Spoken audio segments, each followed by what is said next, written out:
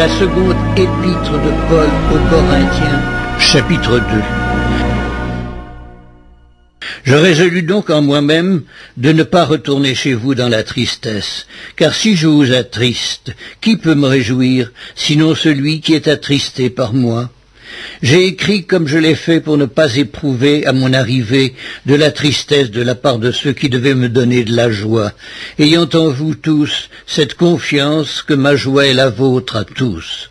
C'est dans une grande affliction, le cœur angoissé et avec beaucoup de larmes, que je vous ai écrit, non pas afin que vous fussiez attristés, mais afin que vous connussiez l'amour extrême que j'ai pour vous.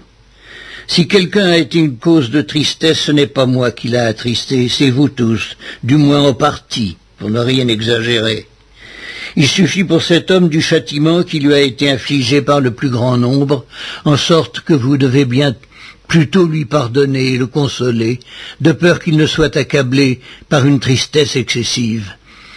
Je vous exhorte donc à faire acte de charité envers lui, car je vous ai écrit aussi dans le but de connaître, en vous mettant à l'épreuve, si vous êtes obéissants en toutes choses. Or, à vous qui pardonnez, je pardonne aussi. Et ce que j'ai pardonné, si j'ai pardonné quelque chose, c'est à cause de vous, en présence de Christ, afin de ne pas laisser à Satan l'avantage sur nous, car nous n'ignorons pas ses desseins. Au reste, lorsque je fus arrivé à Troas pour l'évangile de Christ, quoique le Seigneur m'y eût ouvert une porte, je n'eus point de repos d'esprit, parce que je ne trouvais pas Tite mon frère. C'est pourquoi, ayant pris congé d'eux, je partis pour la Macédoine. Grâce soit rendue à Dieu, qui nous fait toujours triompher en Christ, et qui répand par nous en tout lieu l'odeur de sa connaissance. Nous sommes en effet pour Dieu la bonne odeur de Christ, parmi ceux qui sont sauvés et parmi ceux qui périssent.